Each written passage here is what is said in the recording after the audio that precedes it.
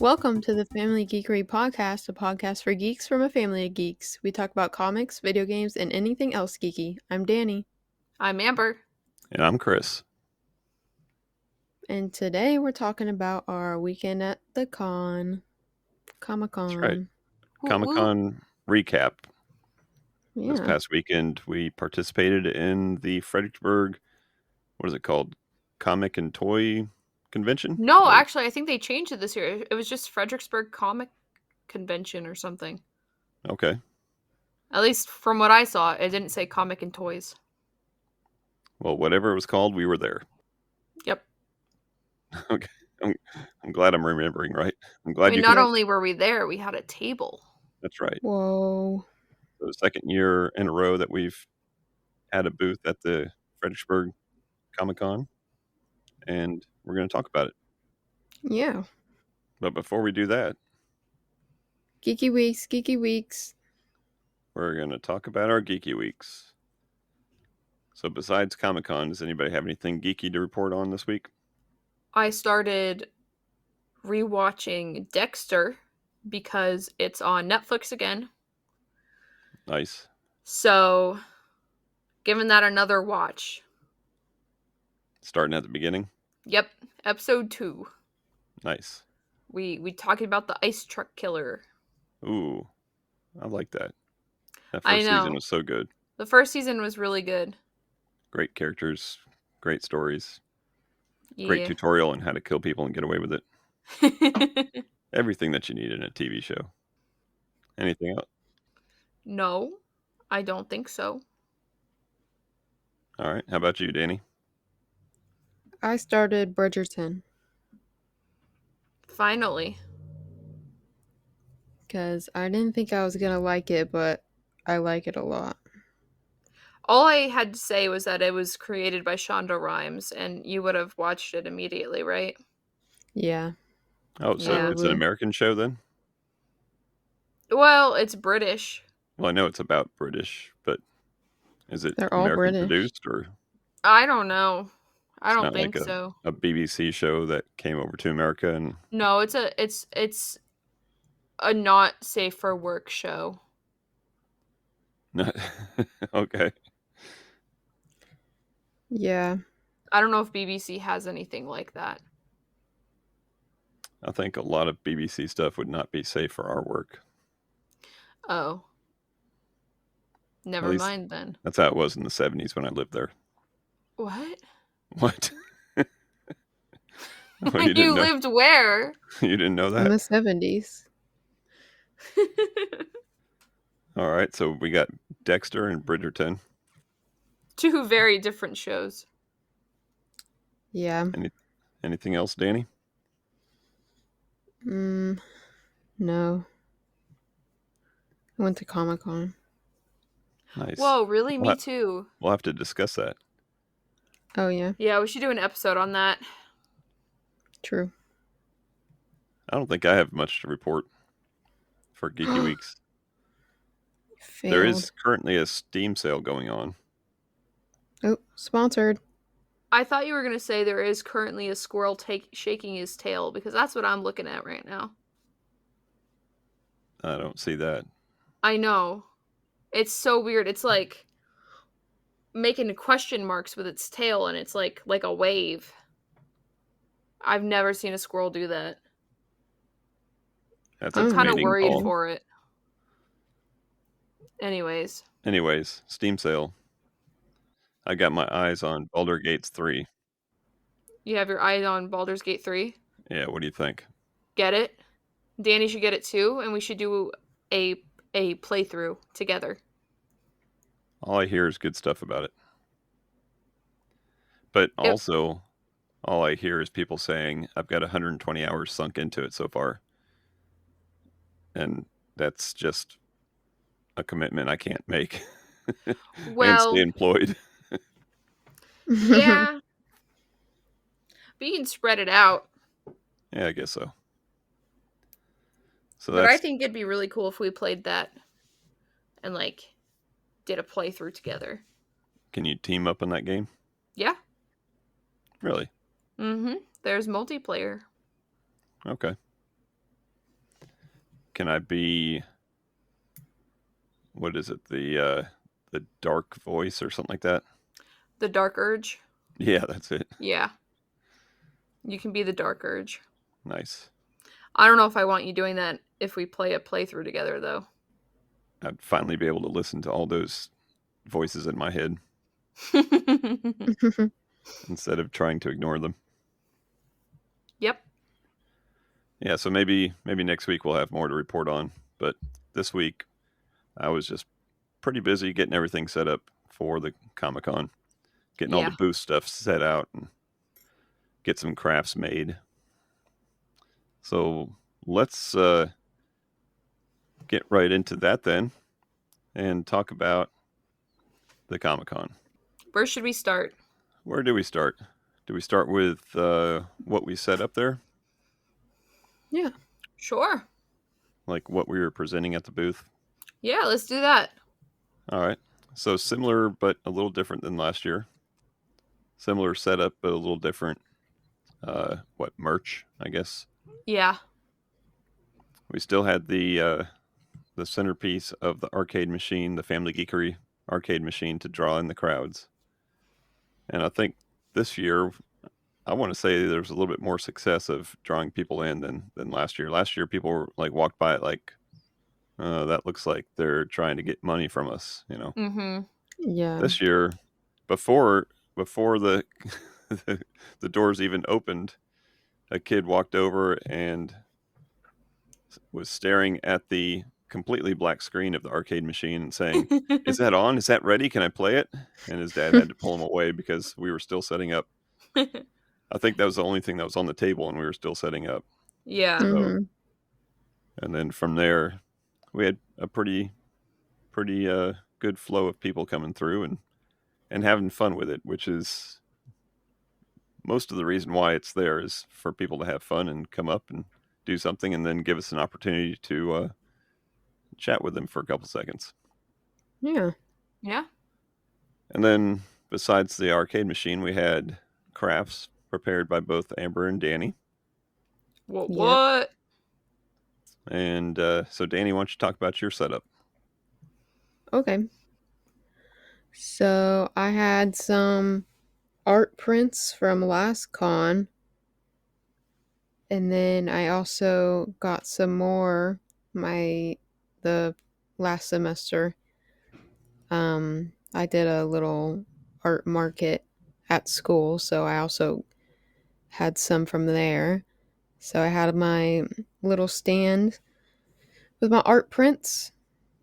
And then something different that I didn't do last con was I crocheted some crochet plushies. And because I got into that about last semester and I brought them to my art market at school and they sold really well there. So I was like, well, people will probably like these at Comic Con if they're not too geeky. I tried my best. I did a few Yodas. So, but yeah, those sold pretty well. Because who can't resist a cute little duck or a stingray? So that's what I had. And then I had some crochet bandanas. Yeah, it's very nice. Very fancy. I think there's a lot of people that walked by and just pointed, and some people, I guess a good word for it would be oogled, like walked by and saw it and ran up to it, ran up to the plushies.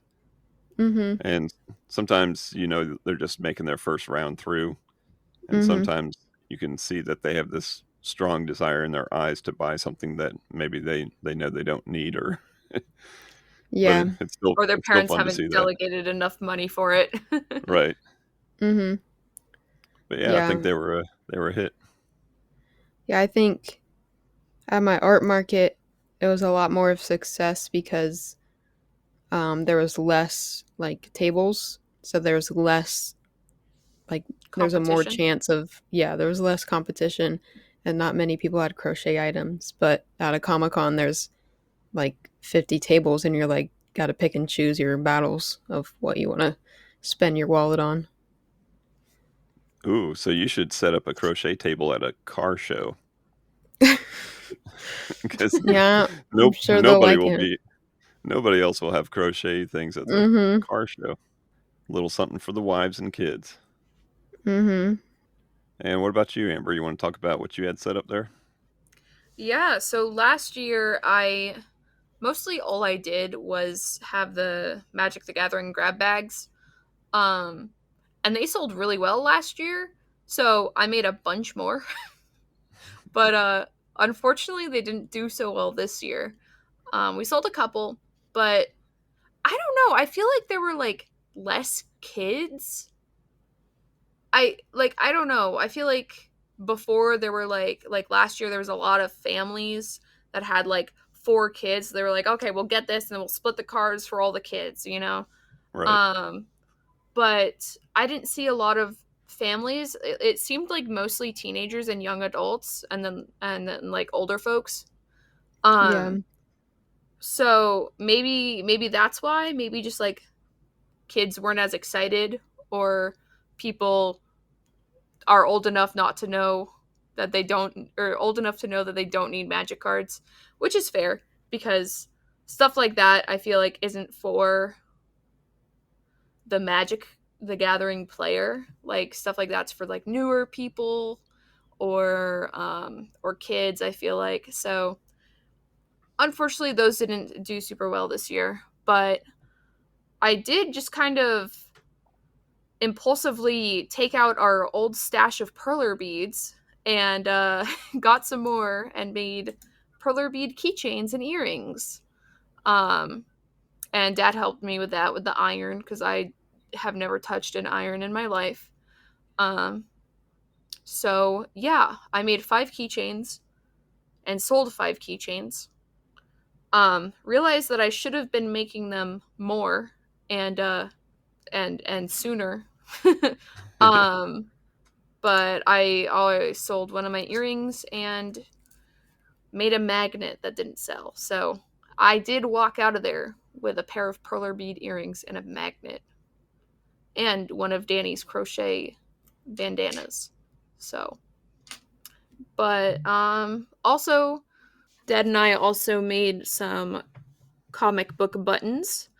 Um comic book buttons and some like stickers that we had that were circular. So I had a lot of fun making those.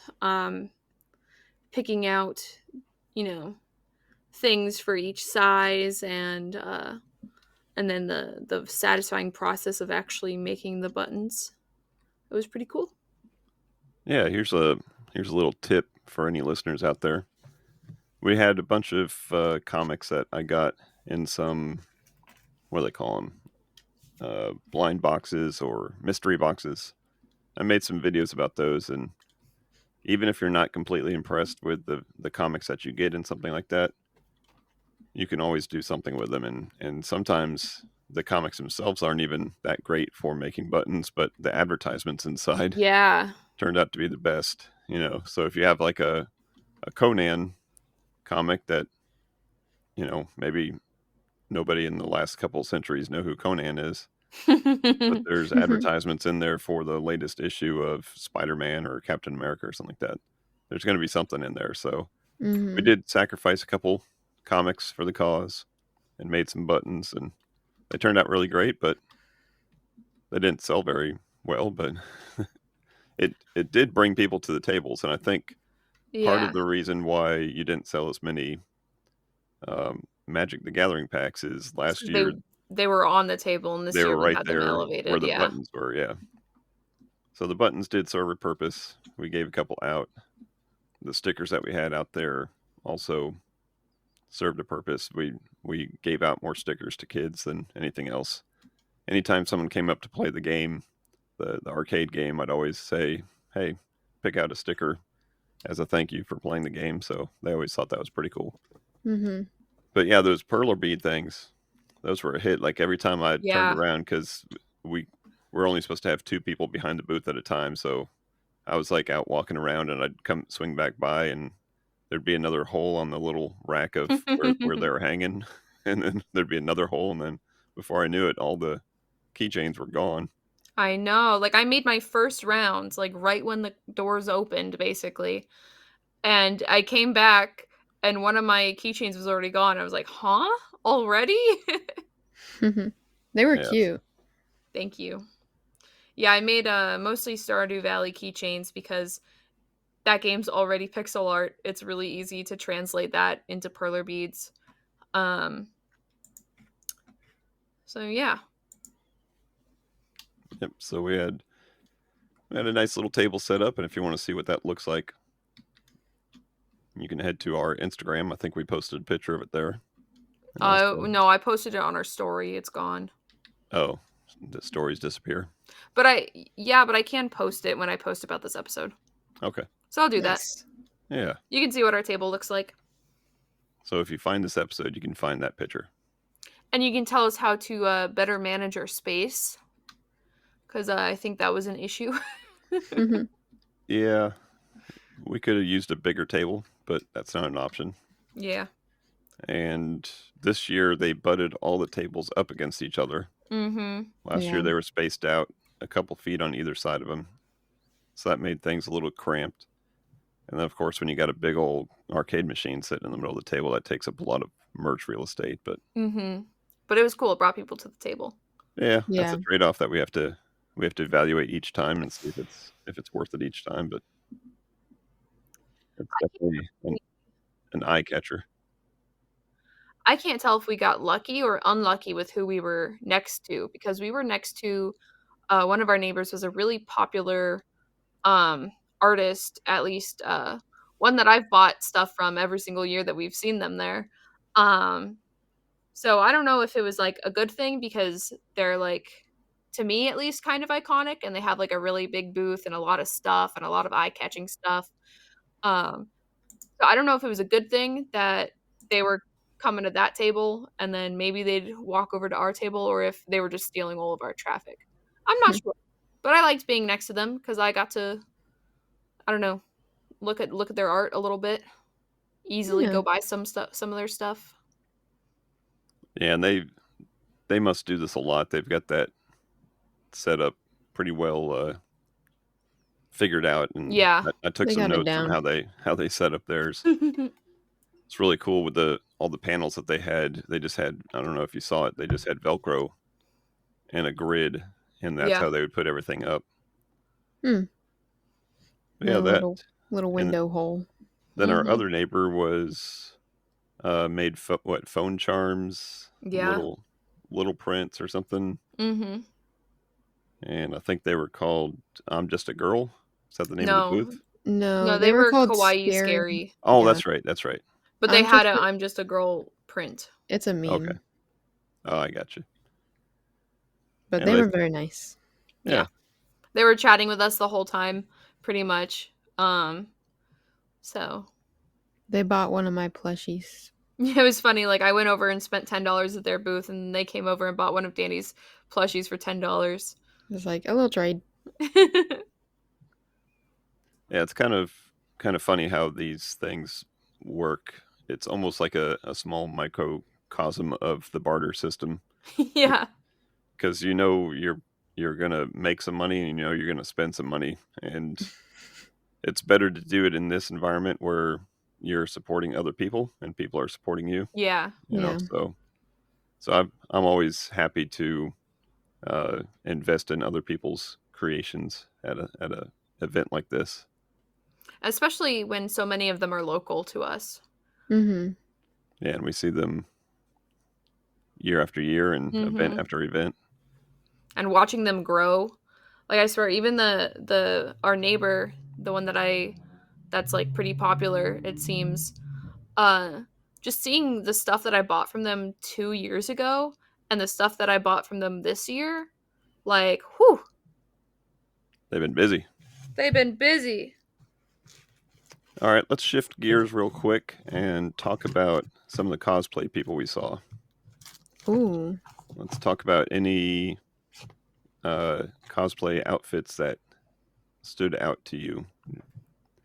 I really liked There's one person that dressed up as the Huntress from Dead by Daylight, and like it was spot on. Like if they started chasing me around an abandoned building, I would be in the game. They were just missing the singing because the Huntress sings while she tries to throw her axe at you, so I was missing the singing. They should have had a little Bluetooth speaker or something playing. Yeah, Yeah, it would have been really cool. but it's also a little scary, so maybe not for the kids. What about you, Amber? What jumped out at you? There was this one person who had a entirely crocheted Princess Peach tennis outfit, and they had a little pink tennis racket to go with it. I Oh thought, it yeah. wasn't the most extravagant thing, but as somebody who crochets, it's a lot of work. And I've never attempted to make clothes. That's a lie. I tried to make clothes and I couldn't even get past making the the squares. Didn't have the attention span for that. Um so it was really impressive to see somebody have like a lot of detail in such a simple outfit. Yeah. Because it was handmade and it was cool. Yeah. Plus, I've never seen like a tennis one before. Yeah. Usually it's just like, oh, it's Peach or it's Mario, but just slap a tennis racket on them, boom.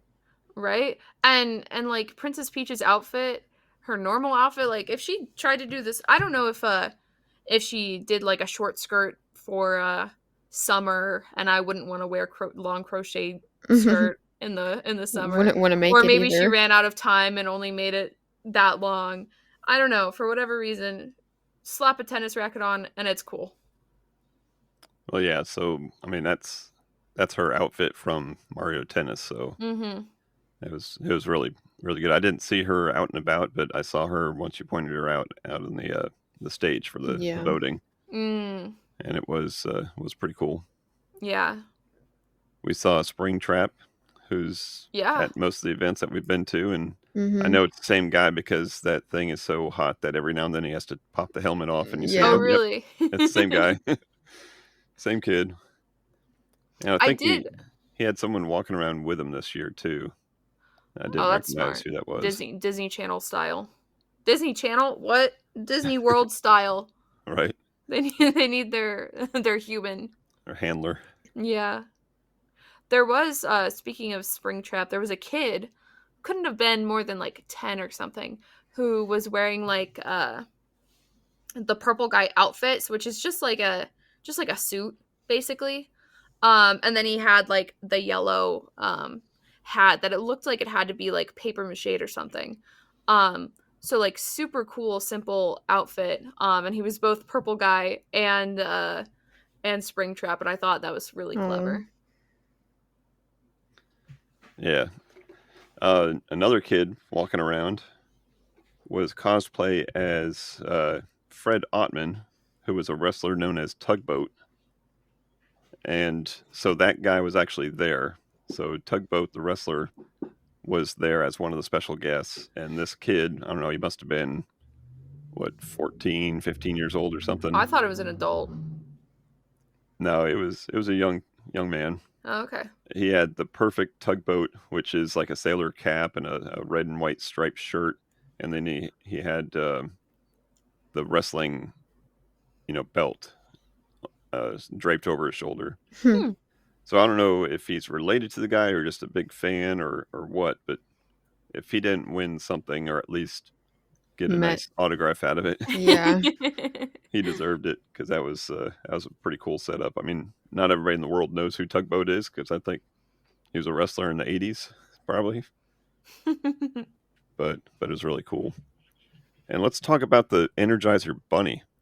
Oh yeah, Danny, did you see the Energizer I Bunny? did. She was walking around the whole time banging that drum. Yeah. She for those of you who know League of Legends, she was bunny ribbon style. Or I'm sure there's that bunny anime that you watch, Danny. Like the bunny suit. Talking about But like the clothing.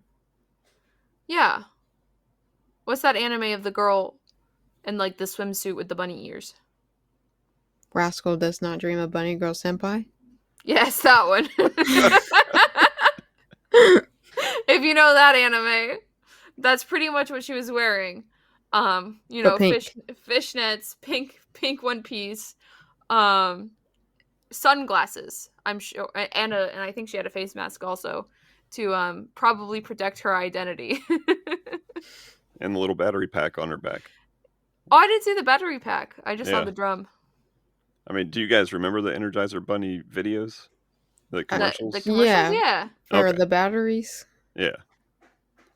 Yeah. Because probably in the late 80s, they were just all over the place. And it started off with just an actual toy bunny that was, they had like 20 of them sitting on a table, and they're all just going tunk, tunk, tunk, tunk, tunk, tunk, beating their drums. And then all of them die except for one, and they open that one up and they show an Energizer battery in it. And then it went from that to actually, a person walking around in a bunny suit or animated, and several different variations of it. So that was a great little costume that she had on, and she was strutting around, Yeah. Yeah. hopping around, beating her drum, having a good old time. Who else jumped out at you, cosplay wise? Well, let's talk about the winner of the cosplay contest Okay. Yeah. because Take a guess. there were some really really really cool cosplays like somebody was Sun and Moon, both of them from FNAF Security Breach. They had the spinning head and everything. No, they didn't win. Batman won. Yeah. Good old I'm not Batman. I'm not exactly sure if they had multiple categories and different winners. We had a great location booth wise to see it, but we couldn't Yeah. really hear everything. Mm-hmm. But yeah, it was a full blown Batman suit, like a Dark Knight suit. I will say it looked really cool. Like, I mean, you're never gonna see a cool Batman and be like, "Oh, you look ugly," but like, I don't, I don't know. I don't know if it was the most creative, the most. I don't know Batman if had he his time, handmade it. Yeah. but it was cool. And I think they had different categories. They had a kids one, and Yeah, I wish I knew who won the kids one yeah, I don't know. because there were some really creative kids there. Yeah, next year we'll have to get a little bit closer so we can hear the winners. Yeah. Well, because like they do the cosplay contest, they announce the winner, and then it's like, all right, everybody, goodbye, get out. Right. Yeah. Dance first. You got to dance first, and then you Yeah, get kicked out. dance first, get it free Pokemon cards. I don't know where the tradition of the dance party came from, but maybe it's to get a good group photo for marketing purposes or something. Yeah. Looks like people having fun. Everybody pretend to have fun. Even though you just lost your costume contest Right? to Batman. To Batman. All right, so let me bring up a quick observation. Okay. So I grew up in the world of sales. My first big boy job was selling stuff on commission. And to do that successfully when you're on straight commission, you have to be able to talk to people. You have to be able to convince them that you know what you're talking about. You have to gain their trust, and then, sell them something, get their money. And I did that retail for a big retailer who taught you exactly how to do that. Are you talking about Nana? No, Oh. no, an actual department store. Oh. Oh. And when somebody walks into your little area, someone walks into your domain, you greet them right away. You have 30 seconds to greet them. Ask them if they need any help. Ask them what they're looking for. And that was the way that you did it. That was the way that you would gain their trust and get their attention. And if they say, "Hey, I'm just browsing," then that's cool. If you need anything, let me know. Well, that's like deep and embedded in my psyche. So someone gets into the territory of the table. You say, "Hey, good morning. How are you?" And about 50% of the time, they respond back to you. And the other 50% of the time, what I'm observing on this last convention, it's like you just turned the lights on in the kitchen and the roaches are scurrying away. Like, there's a couple times I just said hello to somebody, and they just, they were actively looking, like, interested in something on the table, and you say hello, and they just They're like, gone. "Whoop, So bye." that was. Did you notice that, or am I just Yeah, hypersensitive to scaring people away? I think. Yeah, I think people are like, "Oh, their table looks cool." Oh no, social interaction. Oh no, they want to talk. But like for their on to be fair, like you're walking past like 20 tables and they're like, "Hello, hello, hello." But I just do the smile and wave, and Smile and you have cool wave, stuff. boys. I'll be back. But Oh, see, yeah, I just as one who likes to also avoid social interaction, they give me the hello, I smile, and I take a business card and I keep on going. Because if it's something that I've looked at long enough that I'm like, okay, this is cool. I already, spent the money that I want to spend. Um, don't know if I love their stuff 100%. So I'll just take a business card and follow them on Instagram and maybe see what they're up to tomorrow or whatever. yeah, give them some support. So, yeah, Maybe it's just a generational thing too, maybe. Yeah, because I guess you grew up in a world where your retail sales are mostly done on a website, and websites don't Or in front of a say hello Walmart to you. where my parents do the well, work for me. every time I walk into a like a beauty store, they're all up on me. Like, "Hello, need anything?" Oh, Yes, I'm because fine. they want their money. They Yeah, do. they may be on commission. They are. Like the cashier I went the other day was like, "Did anyone help you today?" I was like, "Yeah." And she's like, "What's her name?" I was like, "We didn't get that close."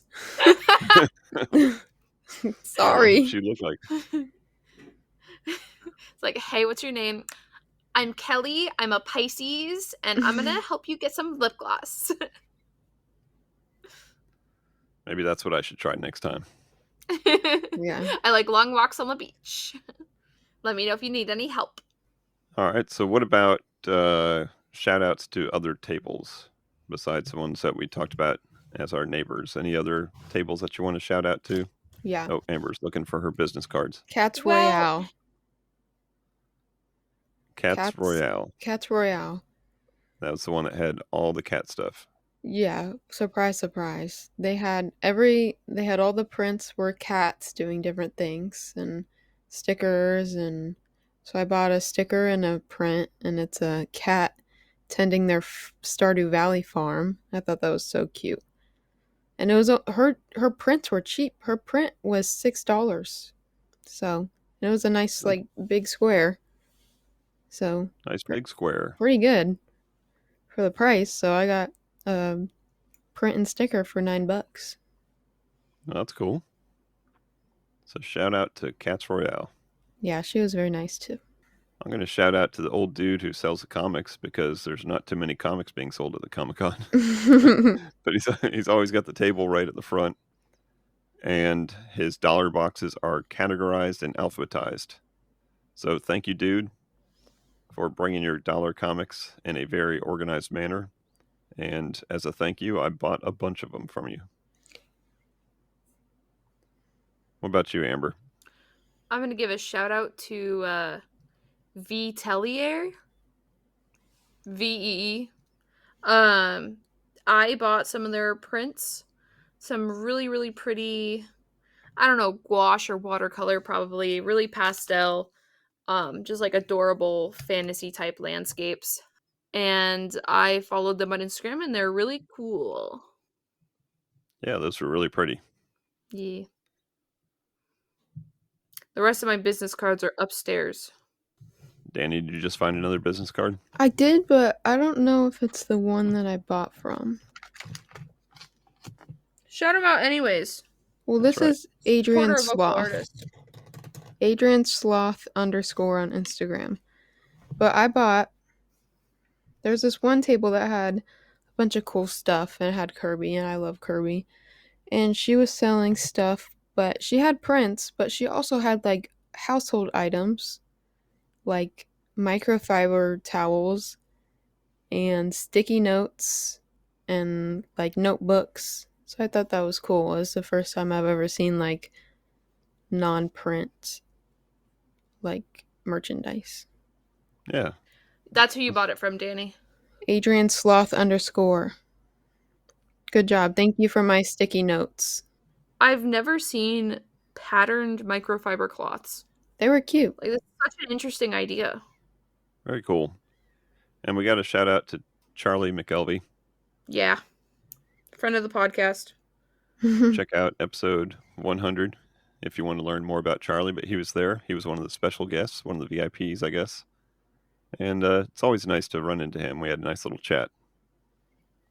And he wore the button I drew him. That's the right. Whole con. Danny drew a picture of Spider Squirrel playing a video game. So I said, draw a picture of Spider Squirrel doing something geeky. So she drew a little picture, and I made it into a button. And we gave it to him. He enjoyed it. He did. So shout out to Charlie. All right, anything else we want to talk about the con?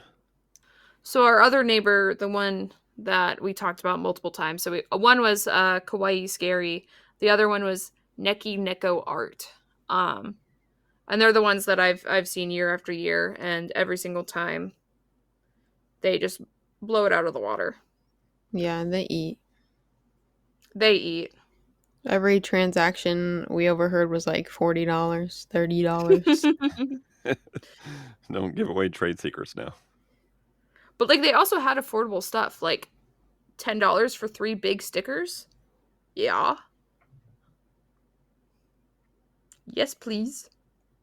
Cool. Anything else before we wrap this one up? I don't think so. Anything we learned this time that we're going to bring with us next time? Yeah. To save room on the table, I think I'm going to get a print booklet for display instead of like displaying them all on like a little tiered thing, because it was kind of hard. I bought this thing on Amazon and it wasn't really the right size.